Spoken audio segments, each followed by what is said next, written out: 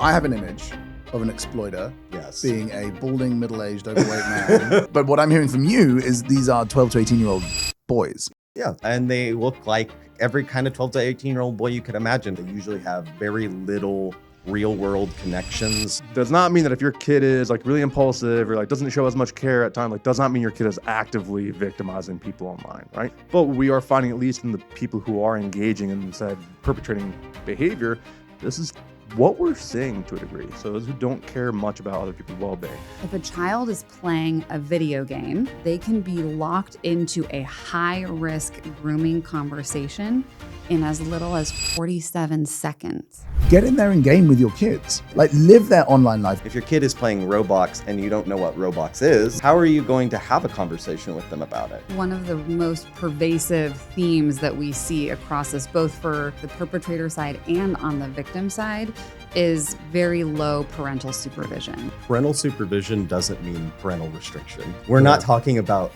having technical blocks in place. We're talking about, are you talking to your kid about what they're doing online? How do I punish my kid? How do I discipline my kid? It's like, well, there are ways to do it. If we're trying to shape behavior, using a punishment-heavy approach is not the way to go. Almost a quarter of individuals that were sexually abused as children were victimized by women.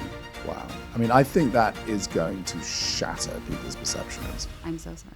No, but we need to know.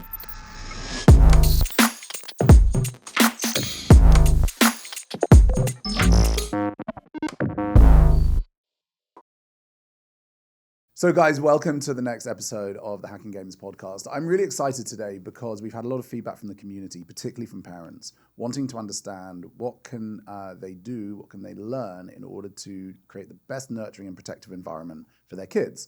And often that comes from a place of pastoral care. But obviously, as we dive into the world that our kids live in online, we see there's quite a lot of threats.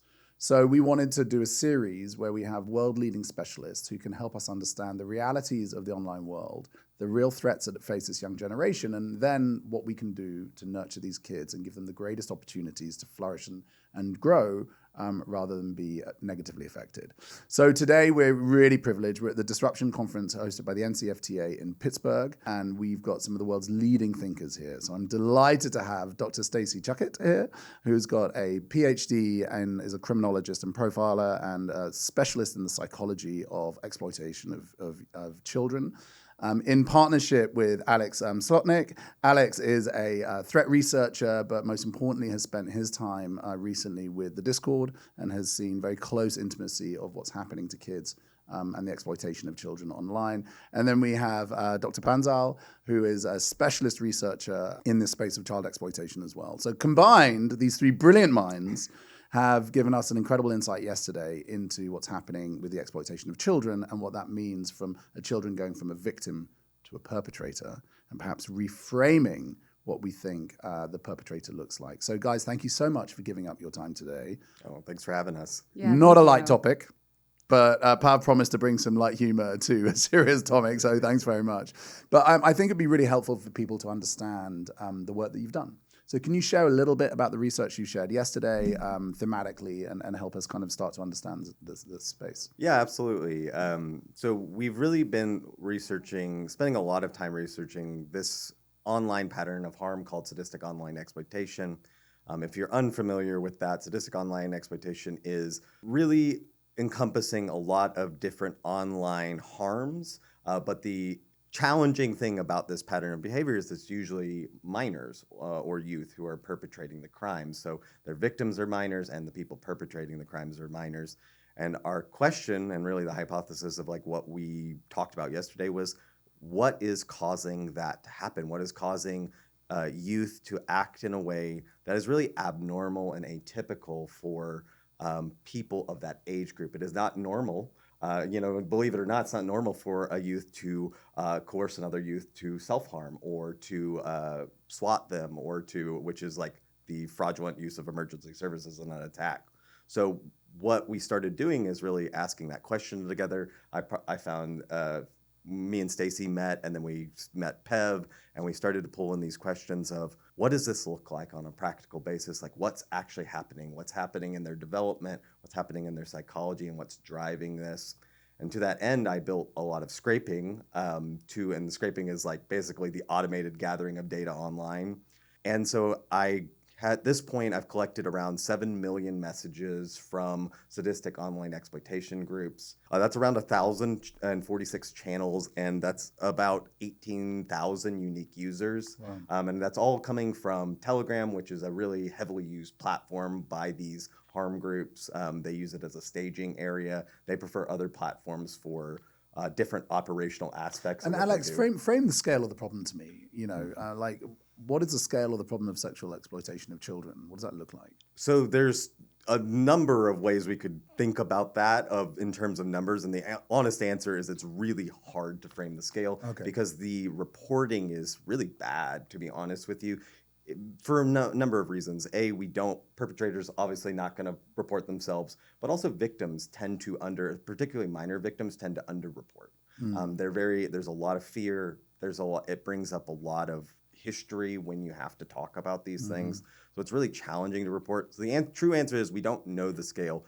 What we do know is that the FBI has publicly released they have at least, I believe it's in the 450 range of open cases. So 450 current open cases. Yes, and this is related to sadistic that's online specifically exploitation. related to this harm type. If we talk about child exploitation. If we talk about overall. other child exploitation types like financial sextortion, those numbers are dramatically different. Sure. Even knowing that like NCMEC, National Center for Missing and Exploited Children, had a 400% increase in reports to them over the last, I think, I want to say it's the last 2 years. Don't quote me on that number, but it's like 1 to 2 years. We know that the numbers seem to be increasing, and we want to, a part of what we need to understand is that because there's more crime happening? Is that because there's more children being exploited? Are we getting better at recognizing it? Yeah. There's a lot of reasons that those numbers could be inflating. And as somebody who is a researcher, I'm always asking the question of like, okay, you see a number like that, and I want to understand why is that number increasing. Sure. And so let's take people on the journey here. So Stacey, can you help us understand a little bit about the difference between sadistic exploitation and other types of exploitation that maybe we lean into, like pedophilia, because it's in popular discourse? Right.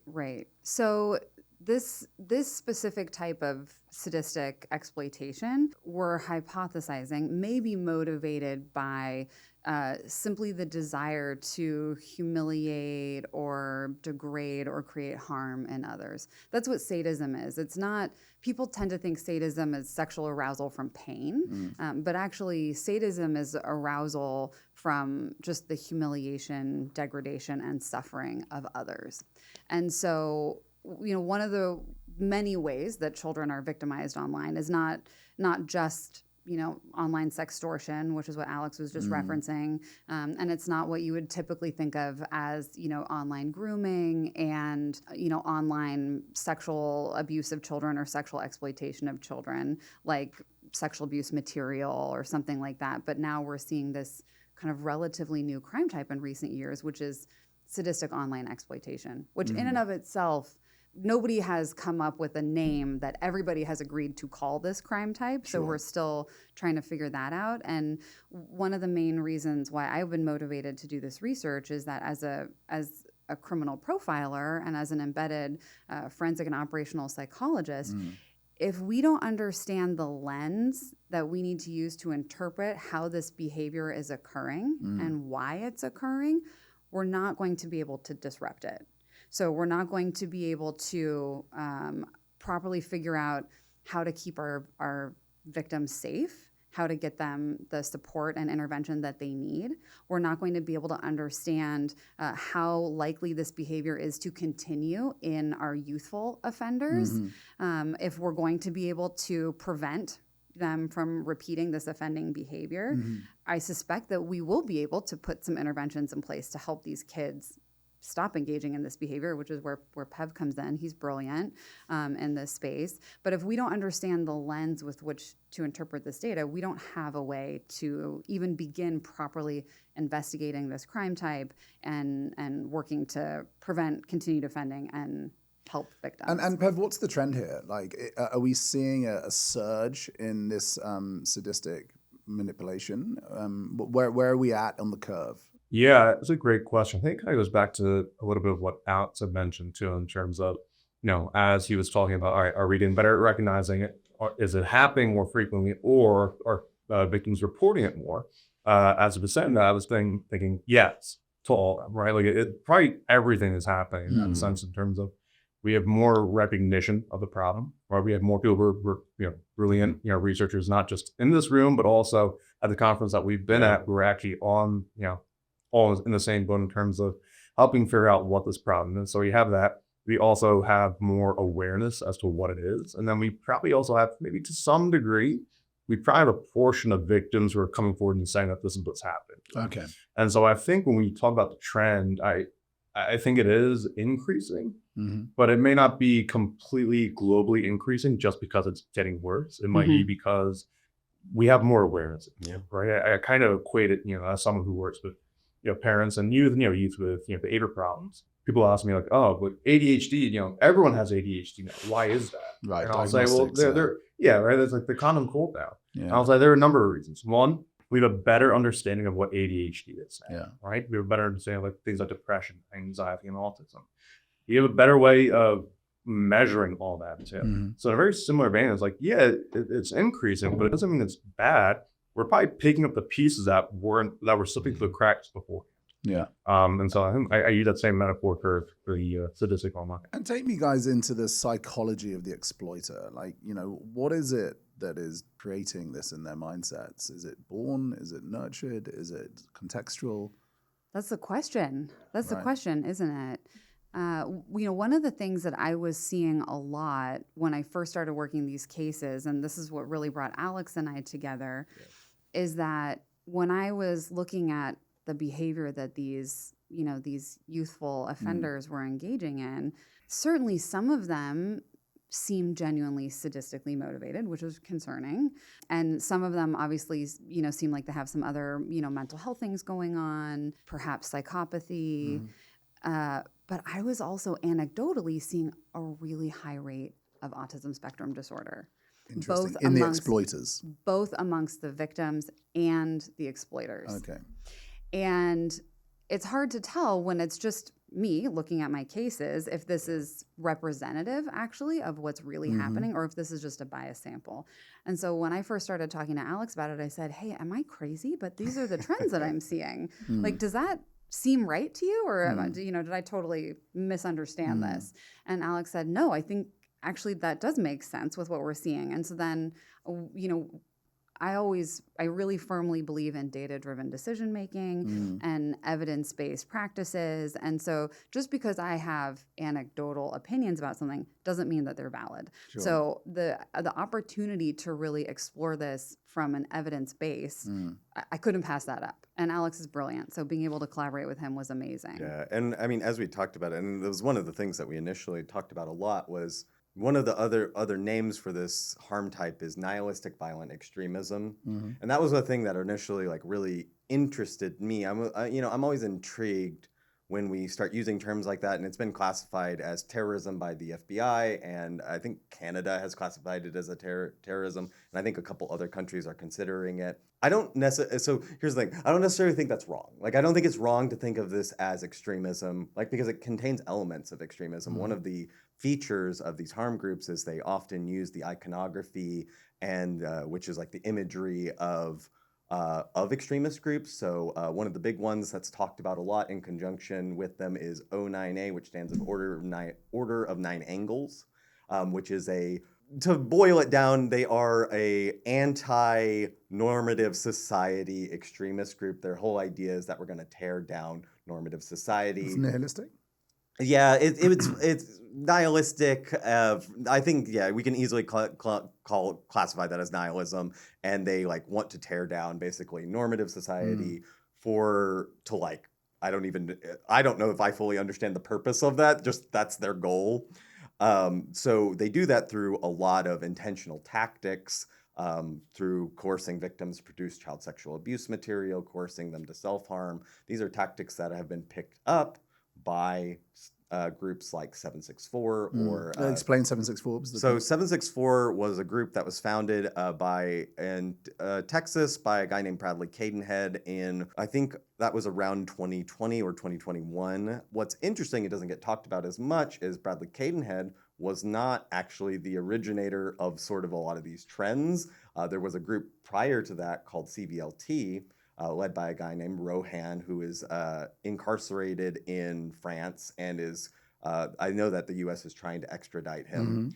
But Rohan, and it's the same sort of pattern, Rohan and Bradley Cadenhead both started these groups, and they are groups of young minors, usually aged between 12 and 17, mostly male, on the victimizer side, and then on the victim side. So hang on a minute. They're the victimizers. Yeah. So what was the age range again? 12 to 17. So I have an image of an exploiter. Yes. Being a balding, middle-aged, overweight man, probably white. Yes. Right. And in some not very nice house in a remote area. That's what I think. That's a different kind of offender. Yeah. Right. It's a different kind. It's a different kind of, not untrue. Right. But what I'm hearing from you is these are 12 to 18-year-old boys. Yeah, 12 to 18-year-old boys, and they look like every kind of 12 to 18-year-old boy you could imagine. I mean, we've seen across demographic groups, across economic status, there isn't really a consistency. I will say the consistencies that we have seen are things like they usually have some amount of affluence or some ability they have to be connected to the internet, because a big part of the group is they're going to be online really heavily, in some cases, upwards of 16 hours a day online. So they're spending inordinate amounts of time. They usually have very little real world connections, so they don't have good social groups. And I'm taking Stacey's point that they've levels of autism in there as well. Yes, definitely, certainly levels of autism. I think there's also likely levels of depression, anxiety disorders, substance abuse. At that age, at 12. Okay. Mm-hmm. So at 12 to 18, these are kids who have serious issues, and I don't know what would have happened if not for the internet, but so can you illustrate it to us in a use case or an example? So give me an example of a minor. Well, I'm calling them a minor, but they seem to be doing major problems. A 12 to 18-year-old who's exploiting another kid. Can you just paint a picture of what that looks like so that people understand? Really quick, I do just want to say there are girls that are offending. It's just they're an underrepresented population. It's a smaller profile, percentage. And I really want to get into that, Stacey. And the profile is different earlier on that. So it looks like a lot like a good example. I mean, Bradley Cadenhead is a good example. He was a relatively normal kid. He encountered, and Pev has a whole thing where he you break down the whole thing of his history, and I think I'll let you chat about that, but I'll just talk about. Paint a picture for me of who he is. Tell me about the person. Yeah. You grew up in the States, right? And so 764 was actually the area code of where he lived. Okay, which was where? Stevensville, Texas. Texas. Texan kid. So very normal, think idyllic day, place. Exactly. And so around the age of 10 or so, his parents went through divorce, right? And it sounds like they didn't have the maybe happiest marriage. So abusive or? I can't say abusive. Okay, right. I don't have that level of detail, but it doesn't sound like it was necessarily the nice, happy white picket family. And a white picket fence family in that sense. But around age 10 is when his parents went through divorce. He himself, I think, was described as very introverted, very shy and meek and meager. Didn't really have too many social connections to begin with. He was someone who struggled with emotion dysregulation, which is just a big way of saying has a really tough time managing big emotions, right? So you can poke and prod him, and at the drop of a hat, he'll explode, right? And so you take that kind of combination, you put them into school. And again, if we're kind of putting on our bully hat for a split second, think back to when you were in middle school, elementary, and high school. If you're trying to be a quote unquote successful bully, right, which sounds kind of weird to say, who are you going to go after? Right. You're going after that kid who is not going to defend themselves. They're not going to say anything. They're not going to push back or fight back. They're going to just take it. And that's who Bradley Cadenhead was. And so my real life is not great, right? Home life is falling apart. I don't have any social connection. Where do I turn to? I'm going to turn to the internet. I'm going to turn to this online platform where I can go ahead and recreate myself, whoever I want to be. No one knows who I am. I can have this persona of a 6'8" person who is 320 pounds of like, Viking, you know? exactly, Yeah, or yeah, like yeah. pure like steel muscle, right? Like no one's gonna mess with me, right? And that's what's so attractive about these groups, especially, is when you compare it to in-person bullying. In-person bullying, you really need two factors. You don't, you're gonna be known, right? Everyone's gonna know who you are, and two, you have to have physical strength. Right, 99% of the time, when you think about a bully victim, the bully's a really big, hulking person. The victim is the, short, meager person. Again, rarely do we see the opposite. In an online setting, you don't need to be strong and you can be anonymous, right? And so at that point, Caden Head is, he has a lot of these odd interests, like things like gore and violence, going beyond typical So that's media. him looking. I mean, imagine you're a parent listening to this. So that's him. His web activity is finding content and materials. That there isn't content out there that every child is consuming. Right? That might be a little bit more on the violent side. But what Bradley was doing was even beyond that, of actually going out and seeking out really gory, violent material. And that's on the out dark there. web, or that's on He was, normal web. going, It's on the YouTube as radio, well, it's on the the regular dark web, internet. but kind of wherever he was finding it. And then he's we're talking videos of people, dying by suicide, beheadings, horrific Self-harm acts. horrific acts of violence. Easily accessible for a gamut. kid who's searching for something. And anyone. you don't have to go on the dark web. That's the thing, is you can find this on Facebook. You can find it on Instagram. You can find like it on the clear web. You don't have to go even really. Sometimes you don't even have to look that hard. So there he is. He's on the hunt. Yeah. He's trying to satiate something, right? And he finds this content. What happens after that? He finds that content. He ends up meeting people who have similar interests, Right. and they start to create this hive mind, essentially, of like, hey, we all have these same interests. Similar age? Some, Are they older? potentially Is this similar guy's age. grooming young kids, or what? Is there someone grooming him, or is he?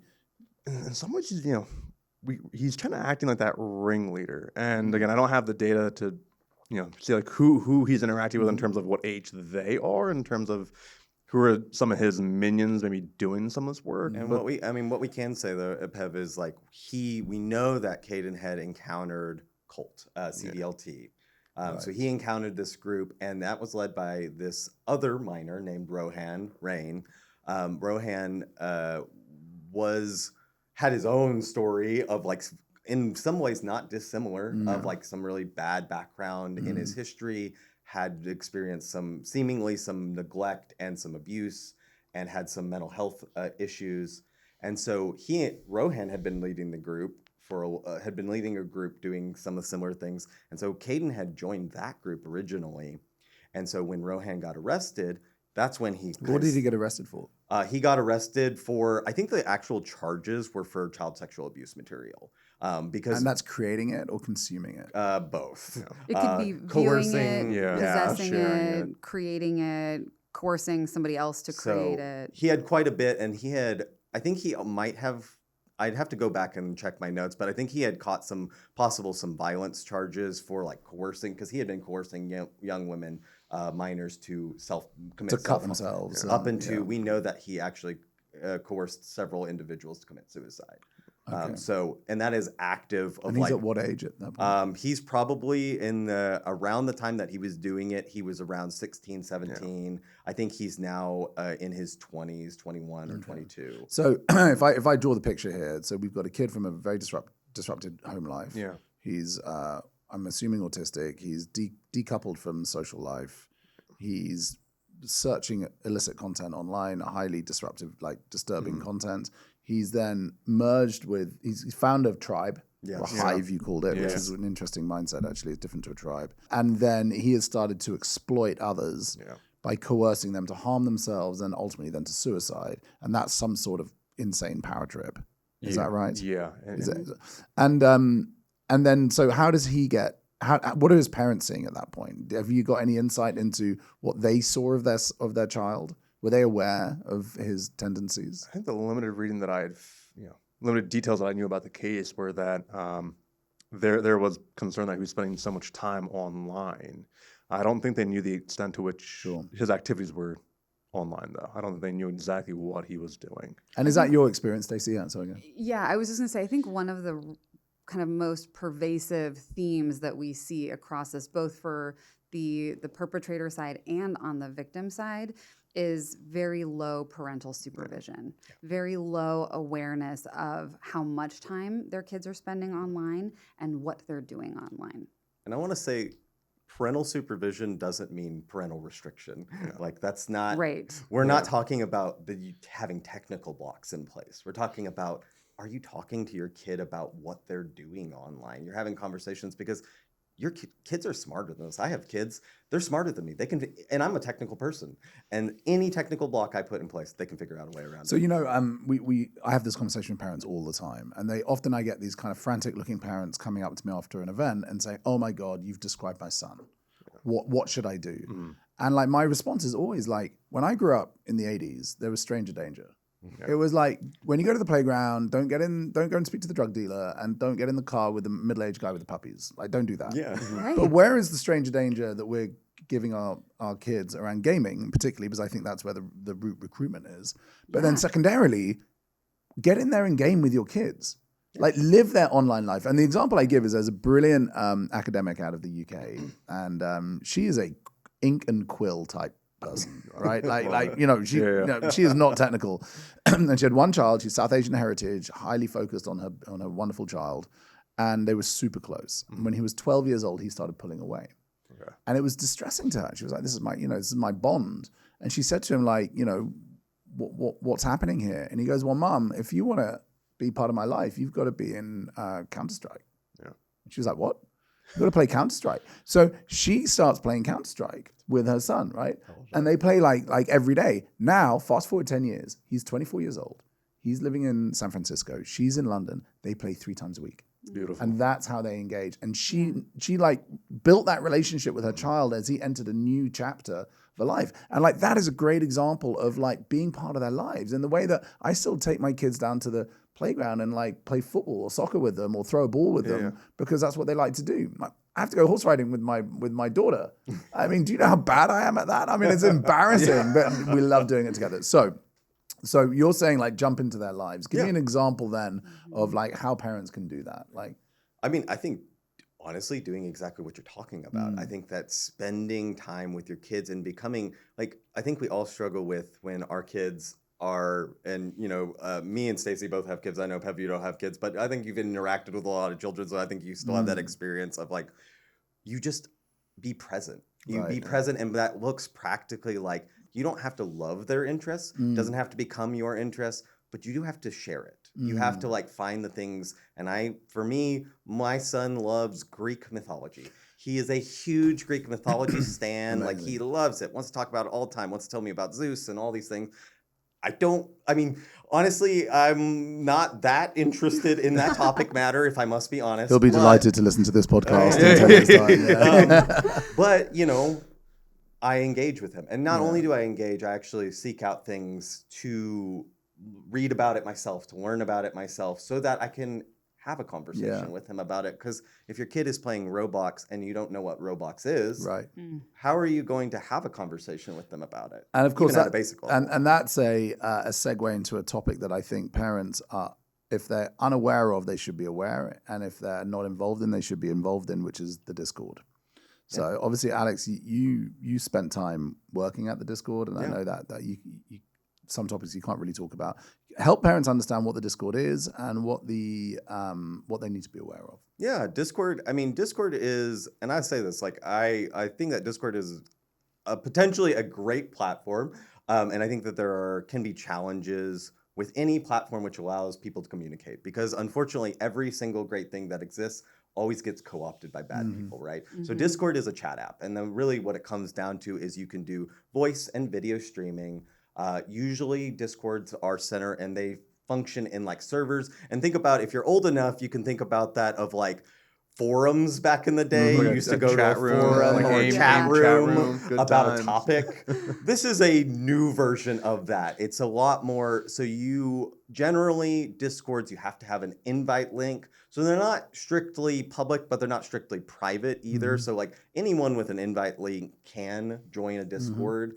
Some Discords are gigantic. Some of them have 20,000, 100,000 audiences. If you go in the Call of Duty, which is like a video game, if you go in the Call of Duty Discord, that probably has, I don't even know how many people, probably like 500,000 to 1 million users or something. Like they're active people chatting in there. There's a lot of. And what's happening on there that parents need to be aware of? So what's happening on there is the exploitations that are people. Anytime you have a place where kids are present, and I love what you say about this, Stacey. Like any place where children are present, pedophiles or people who want to harm kids, people who are interested in harming kids, are going to gravitate to that platform. And that's the thing about Discord is you have a place where there's just a lot of children present, and you have a place where you can do private chats, you can do private DMs, you can do group, small group servers where you get this sense of intimacy, right? You get this sense of community, and especially in the cases of sadistic online exploitation, if you're somebody who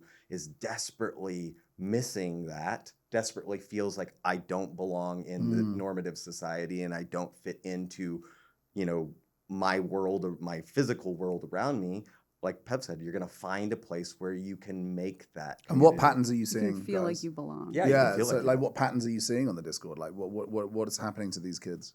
I mean, can I say one thing really Yeah, quick? yeah. Please. I talk to parents all the time about online safety for their children.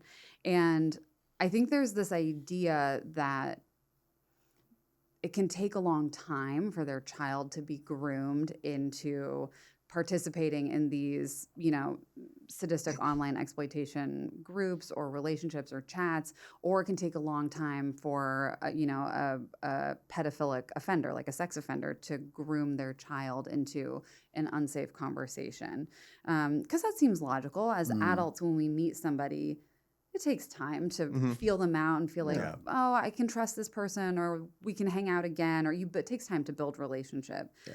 But what the research found actually is utterly terrifying, and it's that if a child is playing a video game, any video game, and they are talking to somebody that is not a safe person, they can be locked into a high-risk grooming conversation in as little as 47 seconds. Wow.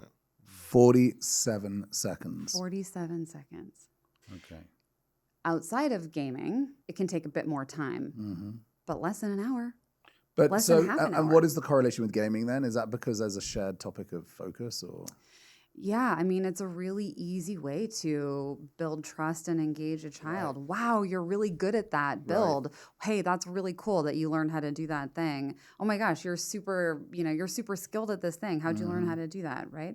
All kids want is to feel heard and to feel special. That's all they want. And you know who's really, really good at making kids feel heard and special?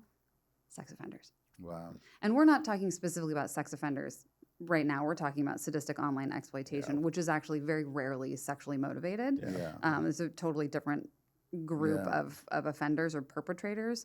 But ultimately, as a parent, but the concept is the same. The victim is the same. Yeah. The victim's the same. Okay. And so then what can we do to guide kids in that space? I mean, I think there's three pieces, and what Alex was talking about in terms of meeting your child where you're at, building that relationship, that's critical. You also need to have created a space where your child can come to you if there's a problem, period. Yeah. You need to have, from a young age, a home where you're talking about bodies and body safety and body autonomy. And explain those concepts to us. So, the idea of consent, right, is something that we talk about with kids, I think, in high school and middle school. I'm starting to see that discussion more in younger age groups. But typically I see that framed around like having sex or sexual interaction or things like that. But really, consent is required for anybody touching your body. So if a child... Or forcing you to touch your own body. Yeah. Exactly. Or forcing you to touch your own body. So it's important for kids to know, we use our manners when we're talking to other people, but you don't ever have to hug somebody if you don't want to. You can give them a high five. You can wave. You use your manners. We're going to be respectful. Hi, nice to meet you. Or goodbye, it was nice meeting you. But you don't ever have to hug or let somebody touch your body. It's not just sexual. And if we don't teach kids that their body is their own and how to trust when a person is a safe person or a tricky person, like tricky people don't ask kids for help with a grown-up problem, right? Like if I have a grown-up problem, I'm going to ask another grown-up for help with that grown-up problem. I'm not going to ask a child for help. But a tricky person will ask a child for help with a grown-up problem. A tricky person makes your tummy hurt. And we want to trust our bodies to tell us when a grown-up or even another kid is not a safe person. And the way that we do that is by teaching kids they don't have to hug if they don't want to, that body autonomy, by teaching kids to trust themselves, and by teaching kids that we will always believe them. One of the things that the most successful offenders, youthful offenders or adult offenders do is they convince kids, nobody will believe you if you tell. Nobody will believe you. And you're going to be the one that gets in trouble. And we need to make sure that our kids know, I will always believe you. I will always believe you. And that needs to be reaffirmed. And that way, when our kids come to us and tell us, I think I did something I shouldn't have done, I think I said something I shouldn't have said, or sent a picture I shouldn't have said, we're not freaking out. We're not punishing them. We're not restricting them. We're saying, okay, thank you so much for telling me. Let's figure out how to solve this problem. Yeah, I think and we're collaborating together. And the non-punitive approach is really, I think, really key. The way that I always try to frame it to parents, especially when I'm working with them, in terms of, all right, well, how do I punish my kid? How do I discipline my kid? It's like, well, there are ways to do it. If we're trying to shape behavior, punishment, using a punishment-heavy approach is not the way to go. You can imagine it as adults. If you're, if you go to a job where you're just being berated day in and day out, you're not being respected, you don't get anything good, and then your boss comes to you one day and disciplines you again, you're like, cool, I put it on my tab, right? Like I don't care anymore. Like there's nothing good here. Like I haven't lost anything. Versus if you're in a job that you really love, you have a great relationship with your colleagues, you have a fantastic relationship with your supervisor, your boss, and then one day your boss comes to you and says, I'm disappointed in that choice that you made. I'm disappointed in how you did X, Y, and Z for work. That's going to sit a lot heavier with you because you're like, well, I actually really like this relationship. We have a great bond, and now that I've let someone down that I really care about, that makes me not feel great. So I'm going to be a lot more likely to correct my ways. And so we try to take that same approach with parents and their children. If you're constantly punishing, disciplining your children without any kind of positive reinforcement, your child's going to be like, it doesn't bother me. Another time out, like, great. Like, what's new? So I think there's a lot of parents who are going to be listening to this, startled and shocked that the perpetrators are kids themselves. That's a big disruption of perception. Secondarily, probably now really thinking that I need to understand what my kids are doing online and be part of it. So that's great counsel. And then I think what I'm hearing from you is like, invest in the safety you have with your child way before they're teenagers. Yes. They need to know that like they can come to you, to your point, Pav, like they need to know that they can come to you in a respectful way, that you will respect their opinion, and that's safe for them to share how they're feeling. And I think there is an issue today, which is that as parents, and I'm guilty of this, we sometimes outsource parent time to Netflix or to Roblox. It's like, isn't it easy there to say? And an FBI agent was telling me this last night. The amount of parents of the kids who have done bad stuff, the parents were like, oh, but like he was in his bedroom, and particularly dads, in his bedroom, on his phone, on his laptop, and so he's fine, and he's not bothering me, he's not being difficult, particularly if he's an autist. So there's that confluence of parents to understand that actually being in their bedroom on their computer is not necessarily a safe space. Kind of like, right? I've always heard if you have an infant and it's quiet, that's actually not a good sign. It's like, what are they getting themselves into right now? Right. The scariest time is when it's quiet in the house, for sure. And I think not only the relationship aspect, but also kind of like what Pev was talking about with general parenting practices. So things like, we don't have devices in our room. We don't need a TV in our room. We're not going to be in our room with the door closed on our phone or on the laptop. Homework is done at the kitchen table or the kitchen counter. If you're on the computer, you can do that in the family room or the living room. There shouldn't be anything that we're doing that's secretive. And certainly when you have older kids, they're like, I need quiet, I need to study for this test, or I have to write this essay or whatever. And then go in your room, but the door stays open, and we're not having devices in our room, at late hours, and just kind of these general kind of family rules and expectations. And again, that starts young. Right. Yeah. And also that's accessible, right? What you've just explained, Stacey, there is accessible for every parent to be able to do. These are not like deeply robust plans they need to put in place. No, you don't have to have a PhD to know how to engage with your kid. And I think it's even simpler of like when you are connecting with your kid and when they're experiencing things, knowing that you can be that safe place, knowing that you can be the person they can talk to, and to the point of like what you said of what we were talking about earlier. And I just want to land that of like, you have to invest very early. Like you have to invest, like it not, and like if you have teenage parents and you haven't been doing this, or teenage kids rather, and you haven't been doing it. It's not that there's no hope, but it's like the best time to invest is earlier, because by the time they are teenagers, I think there's much more challenge. There's more stimuli. There's more challenges, and it doesn't look like a bunch of restrictions or rules. So I want to I want to steer it a little bit. If you were to advise parents to what to look out for their kids, both being a victim, which is what every parent thinks, but then I think after this conversation, parents also need to think about their kids being the victimizer, the perpetrator. What are the telltale signs that we all need to be looking out for here on both cases? I mean, I think I'll let you talk maybe about the offender side or like the perpetrator behavior, but from the victim standpoint, I mean, the biggest thing that a parent needs to look out for is a change in their child's baseline level of functioning. So let's say you have a quiet, introverted kid. That's not going to be a good marker of whether or not they're being victimized. But if you have a really social, outgoing kiddo, and now they're quiet and withdrawn, they're not going to spend time with their friends, that's a big indicator that maybe something's happened, right? A lot of times you'll see kids, they're locked into their device because the offender is telling them, you have to be on at this time, you have to message me at this time, you have to send me this picture, this video. And so kids are terrified to be separated from their devices because they're being threatened by the offenders. And there's really high rates of anxiety, depression. You also see kids starting to wear a lot of long sleeves because they're trying to cover the self-harm.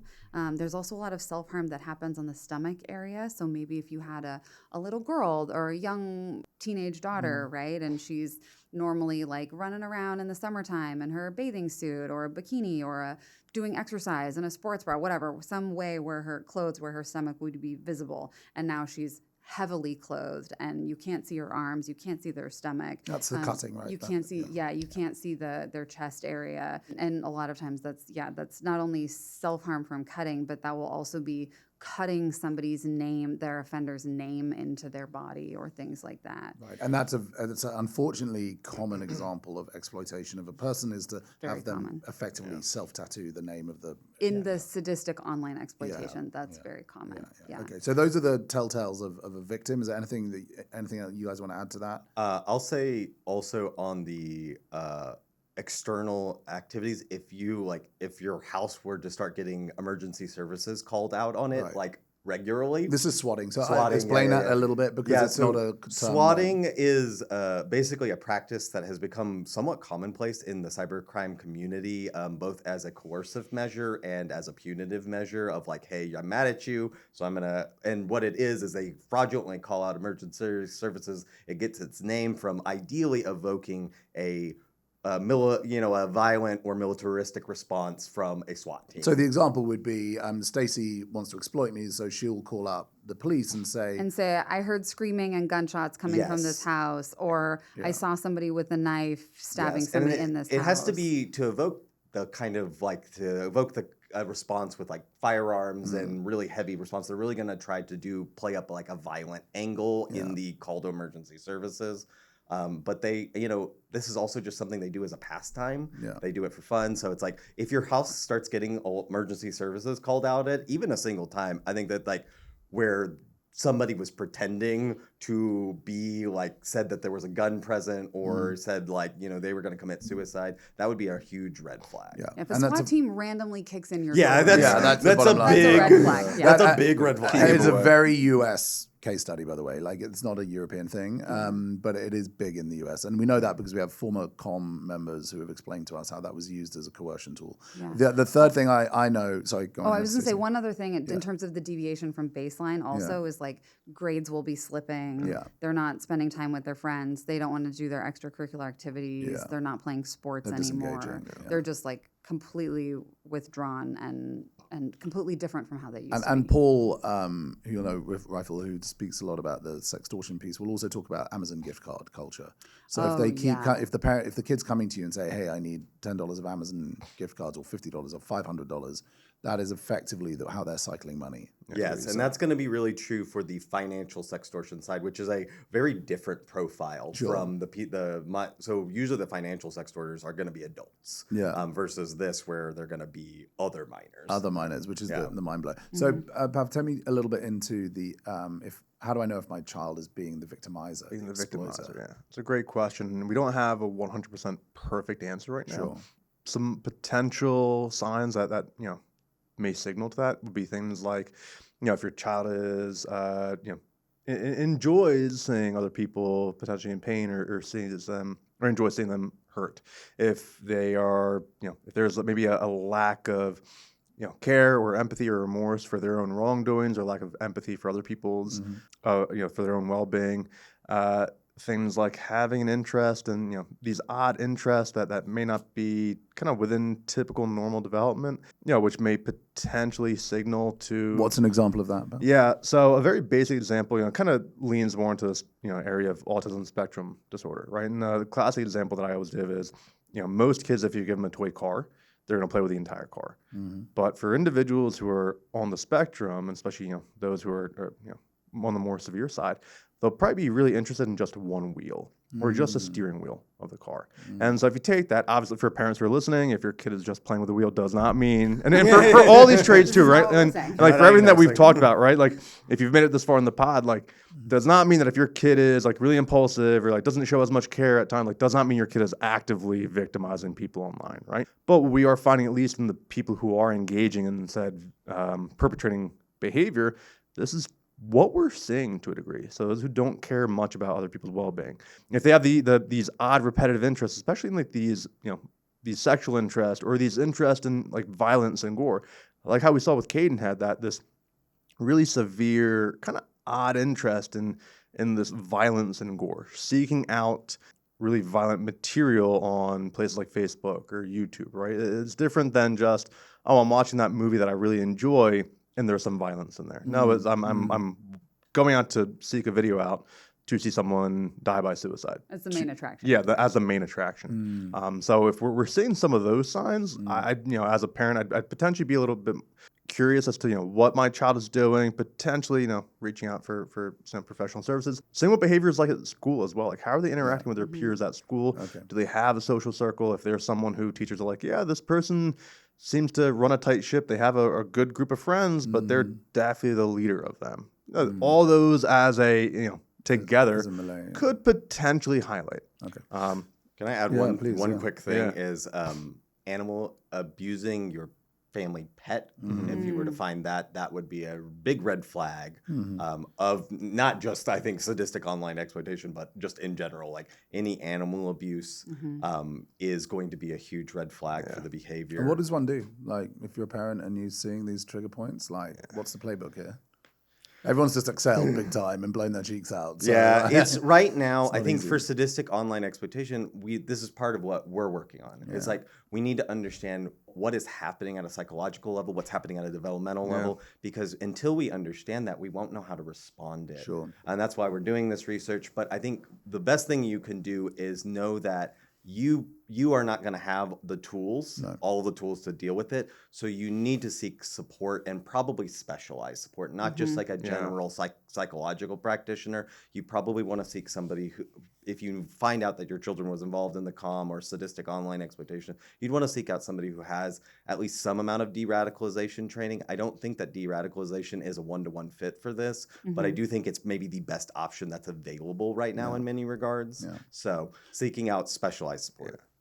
And making sure it really maps on too, because some of the things that we've talked about, cruelty to animals, things like fire setting, interest in fire, are telltale signs of what we know to be conduct disorder in youth, right? Which is essentially a psychological diagnosis that captures a lot of early onset delinquent behaviors. And so that's a lot of work that I've, where my work specializes in. And we have established treatments for conduct disorder as a construct, right? Things like multisystemic therapy, which is giving all the support to the kid possible, right? So making sure what is multisystemic therapy. Okay. So it's not only are we getting parents and family in for family therapy, individual therapy, but now we're saying, all right, what's happening in the neighborhood? Can we get in neighborhood supports for the child? Got it. Can we make sure that they're doing well in school? Because the main goal of multisystemic therapy for child adolescent who is engaging in such aggressive delinquent behaviors, the main goal is, can we keep them in the home?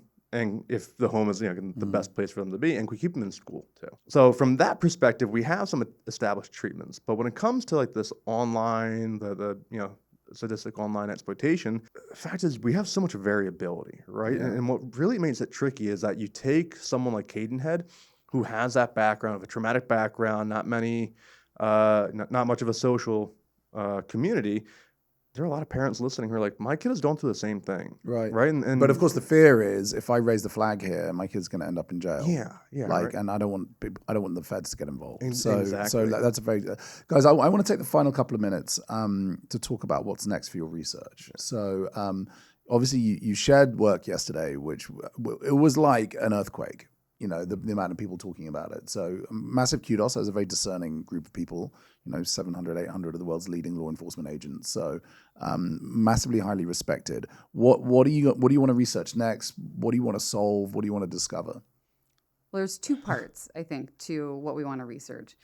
So definitely continuing this examination of sadistic online exploitation, both on the victim side and on the offender side. So how do we disrupt both the victimization and, the victimology? And then we also need to continue the research, and we need to look at, on the other end, what are these adults looking like? And there really isn't anybody looking at that type of behavior in these adults. It's very rare to find research being done where these adults are being interviewed retrospectively about how they first started offending, how they chose either to offend hands-on versus online in this specific way, how they decided to groom their victims, how they selected their platforms. There's very little research being done exploring that. And so I think we really need this research that goes across the lifespan. Yeah. So the victims, the offenders, and then the youthful offenders, and then the adult offenders. And Stacy, can you talk to the gender perception just for a second? Because the perception is this is all guys, but... That is the perception. And stepping outside of the sadistic online exploitation, when we look at, child sexual abuse and child sexual exploitation, we have this idea that female offenders are unicorns. That's something that I hear often from investigators. By unicorn, you mean incredibly rare. Incredibly rare, yes. And the reality actually is that when you look at victim-based data, who victims are saying the offender was and how they were victimized, like almost a quarter of individuals that were sexually abused as children were victimized by women. Unbelievable. And so these 25%. Women, yeah. And these up to a quarter, yeah. And these women are disproportionately more likely to be sadistically motivated and to engage in child torture than their male counterparts. Wow. I think that is going to shatter people's perceptions. I'm so sorry. No, but we need to know, right, in order to look out for it. So that's super helpful. So guys, thank you so much for sharing. Honestly, Alex, Stacy, Pev, it's a hard conversation, and I know that you guys live with it every day. I could do 2 more hours with you guys to find out why you guys have committed your lives to this. But I think that for the people listening, you can't solve a problem if you don't understand it. And I think that's what I hear in your next wave of research. And for the parents on listening to this, to understand the threats that are posed to their children or the threats that their children can pose to others, then we are equipped to be able to address it. Yeah. So your research is super important. I really hope that, the Hacking Games and you guys can work together on this next wave. We're going to find a way of trying to do that. And just keep exposing all of our knowledge to this because we need it. But thank you so much for your time. Thank you so much for having us. Awesome. Cool. Thank you.